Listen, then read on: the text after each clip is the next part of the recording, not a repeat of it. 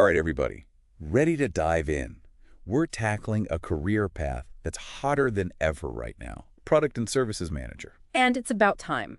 This is a role that's often misunderstood. People hear product manager and they're like, so you make stuff. Right, like it's important, but what do they actually do all day? Well, thankfully, we've got a mountain of sources to unpack here, from detailed guides to interview prep materials, even profiles of those killing it at the top of their game. So we're not just skimming the surface, we're going deep. Deep dive it is. And one source actually called it shaping and curating a company's offerings, which I like that. that sounds kind of fancy, right? It does, but it also hints at the organizational skills needed. Oh, for sure. Because it's not just about having a creative vision, though that's important. It's about translating that vision into a tangible product or service. And that takes serious organization. Absolutely, and that's where those detail-oriented skills come in. So it's a blend of big picture thinking and meticulous planning. Exactly. They're the bridge between what customers want, what the company needs, and what's actually feasible. Okay, so not just a brain full of sticky notes, but knowing how those notes build a skyscraper, that's a high-pressure gig. It can be, and our sources mention that a lot of the work happens in traditional office settings, though it seems like remote work is becoming increasingly common. Makes sense. Yeah. But it's definitely not a solo gig, right?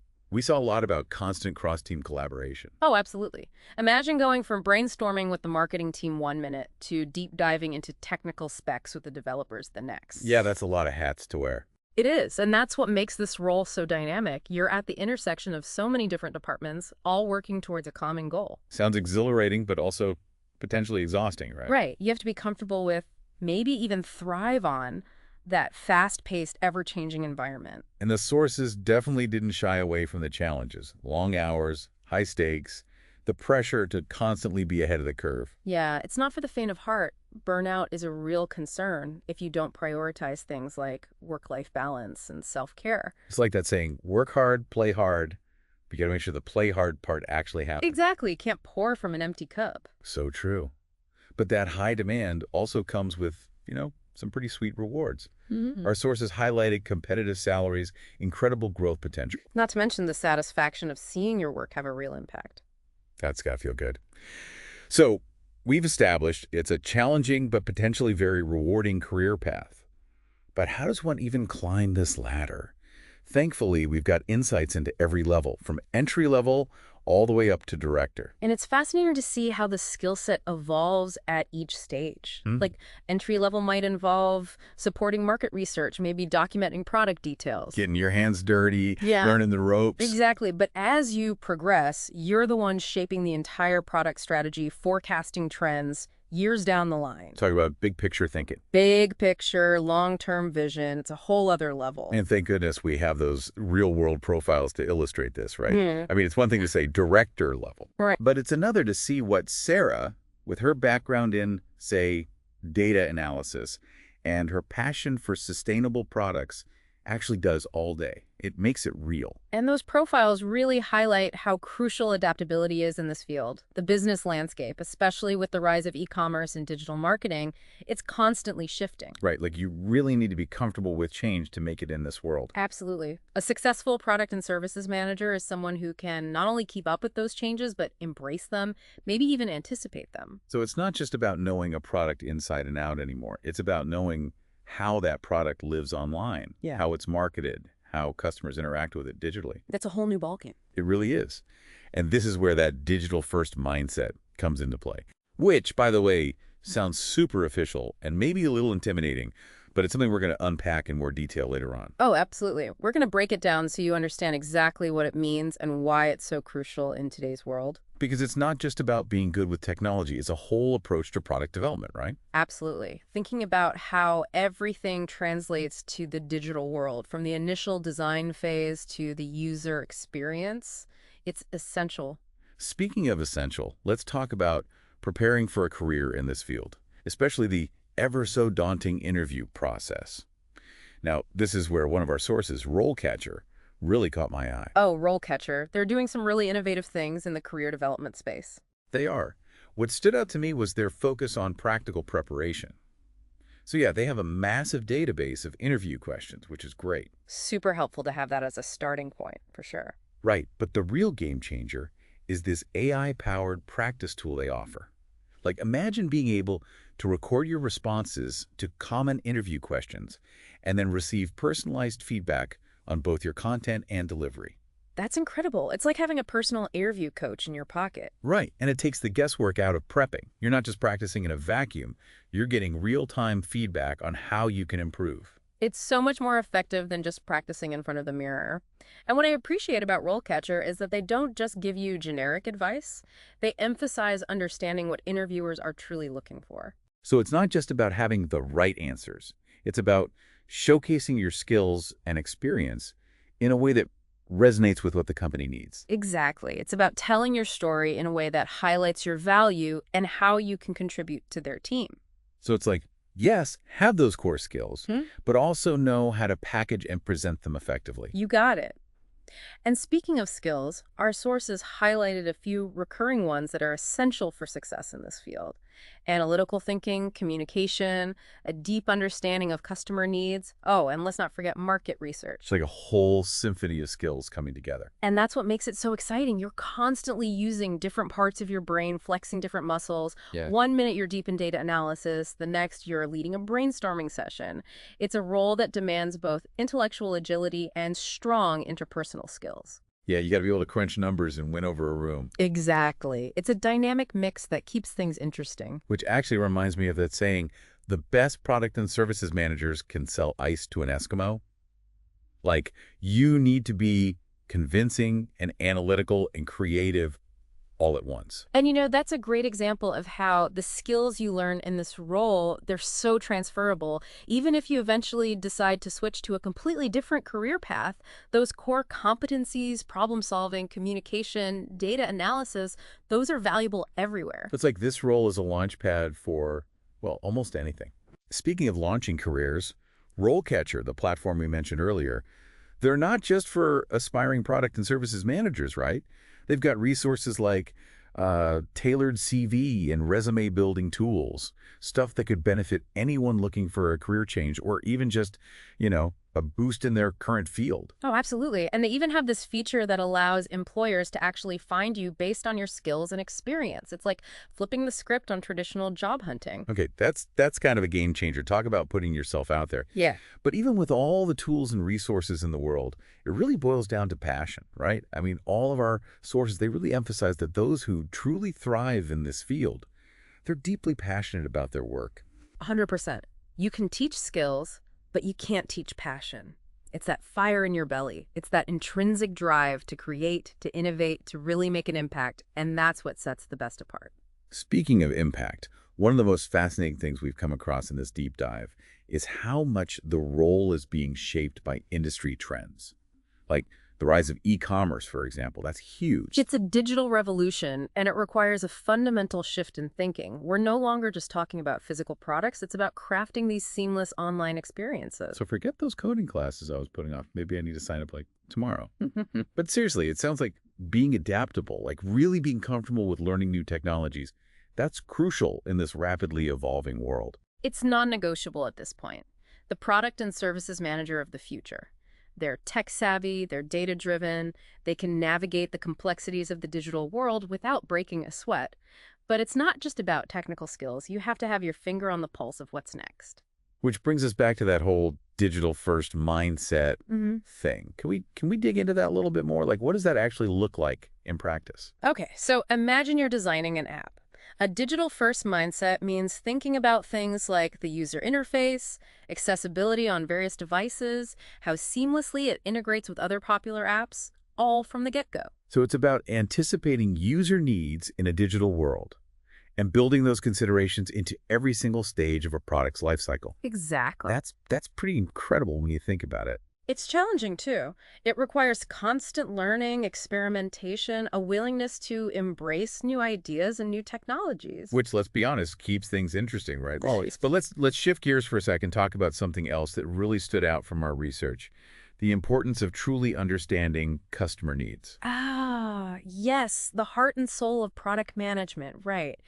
You're not just creating something to exist in a vacuum. You're creating something for real people with real needs, real desires. And in today's world where people have like A million choices at their fingertips. Really understanding those needs is critical for success. It's more than critical. It's everything. It's not enough to simply create a great product. It has to solve a problem. It has to meet a need or enhance someone's life in a meaningful, tangible way. So it's not just about features and functionalities, it's about empathy. It's about connecting with your target audience on an emotional level. Yes, 100%. You need to be able to step into your customer's shoes, understand their pain points, their aspirations, and then translate those insights into a product or service that truly resonates with them. And that, if you really think about it, that's a skill that goes way beyond any specific profession. Whether you're a teacher, a doctor, an artist, understanding your audience, that's paramount. Couldn't agree more. It's fundamental to human connection, that ability to see things from another person's perspective. It's a skill that will serve you well no matter what you do in life. So we've got passion, adaptability, that digital-first mindset, deep empathy for the customer. But what about the role of artificial intelligence, AI? That popped up quite a bit in our sources. Like, how is AI transforming the world of product development? AI is shaking things up, there's no doubt about it. And honestly, its role in product management, it's only going to grow in the coming years. Okay, so paint a picture for us. How do you see AI impacting the work of product and services managers, say, 5, 10 years down the line? Well, for starters, AI can analyze these massive data sets like customer behavior, market trends, competitor activity far faster and more efficiently than humans ever could. We're talking like super-powered research assistant level here. Exactly. But it goes beyond research. AI can automate tedious tasks like generating product descriptions, analyzing customer reviews, even personalizing user experiences. Which frees up product and services managers to focus on the really creative stuff, right? Big picture thinking, that sort of thing. Precisely. Imagine AI handles all the repetitive, data-heavy lifting, and you get to spend your time brainstorming, refining your product vision, ensuring it aligns with the company's overall goals. That sounds ideal. Right. But with all this talk about AI, I have to ask, Mm-hmm. are robots going to take over this whole product and services manager thing altogether? Should we all be polishing our resumes for, like, robot overlord assistants? It's the question on everyone's mind. And look, while AI can definitely automate a lot, and we've talked about those tasks, I truly believe the human element, it's always going to be essential in product management. And why is that? Why can't a really, really smart machine just handle all of it? Because at its core, product management is about understanding human needs and desires. It's about empathy, creativity, the ability to connect with people on an emotional level. These are qualities that are uniquely human. So it's not just about crunching numbers and analyzing data. It's about using intuition, emotional intelligence to create products and services that people will genuinely connect with. Exactly. And that's something that, at least for the foreseeable future, I don't see any machine replicating. Okay, that's actually reassuring. So it's not about humans versus machines, but more like humans and machines, each playing to their strength. Yeah, you're getting it. And that's what's so exciting about this field. It's a constantly evolving landscape where technology and human ingenuity, they intersect to create something truly remarkable. I love that. Yeah. Okay, so we've talked about the impact of AI, but our research also touched on another critical trend, sustainability, and how important it's becoming in the world of product development. Yeah, sustainability, it's not just a buzzword anymore. It's a core value. It's something consumers are demanding from the companies they support. And it seems like companies are finally listening, right? We're seeing more and more businesses integrate sustainable practices into their operations, into their product life cycles. And product and services managers, they're on the front lines of this movement. They're championing sustainable design, ethical sourcing, responsible manufacturing. They have a real opportunity to make a difference. So it's not just about creating a product that sells. It's about creating a product that's good for the planet, that aligns with, these conscious consumer values that are becoming more and more important. 100%. It's about thinking holistically, considering the environmental and social impact of every decision made throughout a product's entire life cycle, from the materials you source to the packaging you use. It's a huge responsibility. It is, but it's also an amazing opportunity to make a real difference in the world. Absolutely. And for those aspiring product and services managers out there, a strong understanding of sustainability principles, that's not optional anymore. It's a must-have. Totally agree. So it's about more than just marketing and design, right? It's about being a well-rounded individual, someone who understands the big picture, someone who's passionate about creating a better future. And using their skills and their influence to make that happen. Now that's inspiring. And I love that we're able to touch on these really important and timely topics in our deep dive today. It's not just about giving our listeners information. It's about empowering them to make conscious choices. And sometimes those choices mean challenging the status quo, right? Pushing for a better way forward. It's about not being afraid to say, hey, we can do this better. But, okay, we've covered a ton in this deep dive. Everything from, like, the evolving role of the product and services manager to, whoa, the impact of AI, sustainability. It's a lot. It really is. But before we wrap things up, can we circle back to that core question? Like, what does it really take to thrive in this role? Not just survive, but really knock it out of the park. The million-dollar question. And honestly, there's no magic formula, no one-size-fits-all answer. But if I had to distill it down, based on everything we've discussed today, a few key qualities come to mind. Okay, hit me with those golden ticket traits. All right, first and foremost, passion. Genuine passion for products and services, like that fire in your belly, that excitement about creating something new, bringing it into the world and seeing it succeed, that's essential. Because let's be real, there are going to be challenges, Yeah. right? Long nights, maybe a product launch that doesn't go as planned. It's that passion that helps you weather those storms. 100%. And then you need that strategic mind. It's not enough to just love cool stuff. You got to understand the market, the trends, where your product fits into the bigger picture of the company's goals, all of that. So a visionary, but with a really solid business sense. Exactly. And I cannot overemphasize this enough, communication. You have to be a strong communicator. You are the bridge between so many different teams, the engineers who are building this thing, the marketers who are selling it. Being able to clearly articulate your vision, get everyone on board, that's critical. It's like speaking multiple languages, but instead of French or Mandarin, it's marketing and software development. Exactly. Yeah. You're a multilingual master of products. And finally, in a field that moves as fast as this one, adaptability, resilience, those are non-negotiables. New technologies pop up overnight, customer needs change. You have to be okay with embracing that change, bouncing back from those setbacks. So not just keeping up with the times, but having that sense of, like, adventure about where things might lead. Because who knows what incredible innovations are just around the corner.